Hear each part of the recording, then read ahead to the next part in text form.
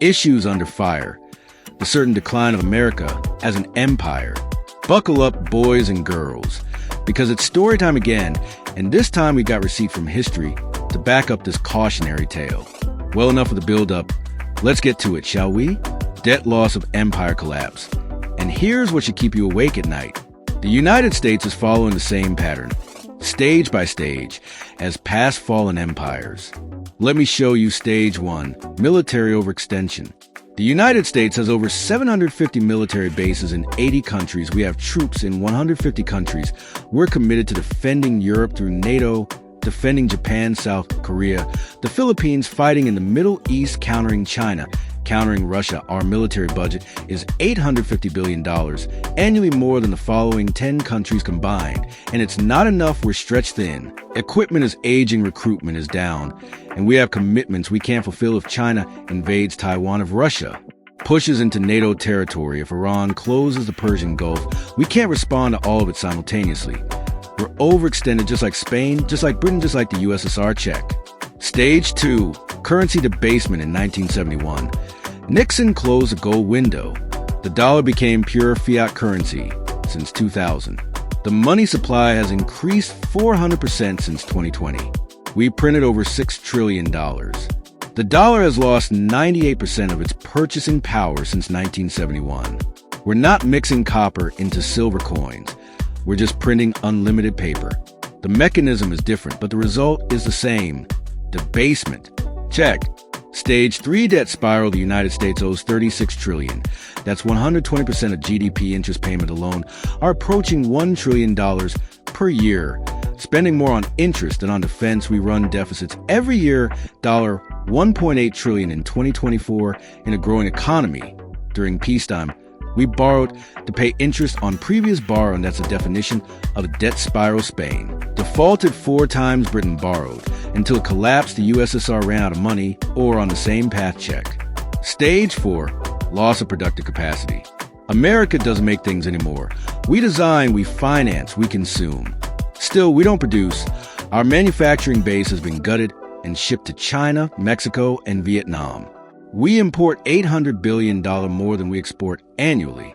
We're dependent on foreign supply chains for everything, from medicine to electronics, steel, and even military components, just as Spain became dependent on imports. At the same time, the silver flowing out depended on imports, while dollars flowed out. And just like Spain, when the money stops flowing, we're in trouble. Stage 5, social decay. Trust in institutions is at an all-time low. Crime is rising. Homelessness is exploding. Drug overdoses kill 100,000 Americans annually. Dust and brightest are leaving or checking out. Fertility rates are collapsing, and political dysfunction is total. We can't agree on anything, can't fix anything, can't build anything. The signs of decay are everywhere. Still, everyone pretends it's fine. It's not fine. Check. We're on stage 5 of 7. The Soviet Union reached stage 5 before complete collapse. And so did Britain. Spain lasted longer, but the pattern is the same. We're not at the end yet, but we're deep into the sequence. Stage 6 is loss of reserve currency status. That's when allies start diversifying and trade moves to other currencies, when the dollar comes flooding back home.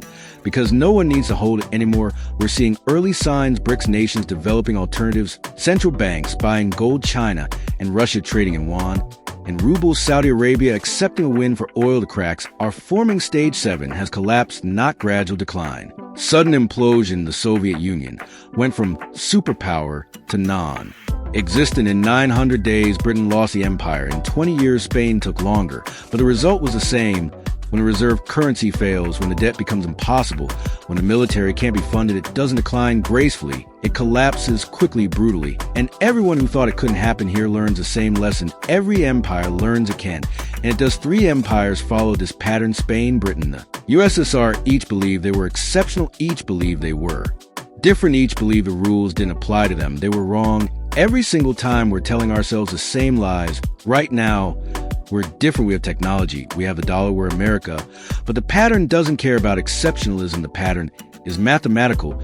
You cannot spend beyond your means forever. You cannot maintain empire without productive capacity. You cannot debase your currency. Without consequences, you cannot. Avoid stage 6 and 7 once you completed 1. Through 5, the sequence is locked, and the only question is timing.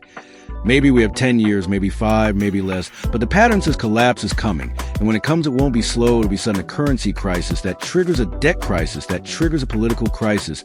Overnight, the superpower becomes a cautionary tale.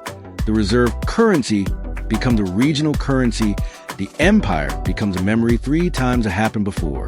The pattern says we're next. Since 2020, we've accelerated every stage, printed more money, increased more debt, extended military commitments, hollowed out production, fractured society. We're not walking the path anymore. We're sprinting down, and the end is visible. If you know the pattern, maybe we'll find a way out. Maybe America can do what Spain, Britain, and the Soviet Union couldn't. Maybe we'll reform, rebuild, restore.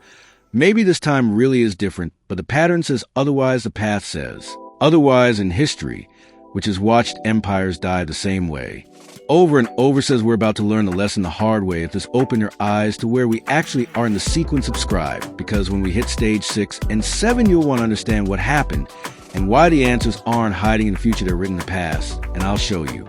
Well, I'll show you later this week. This is more than you can chew on for now. Sincerely, Lee Bynes, aka Slacker.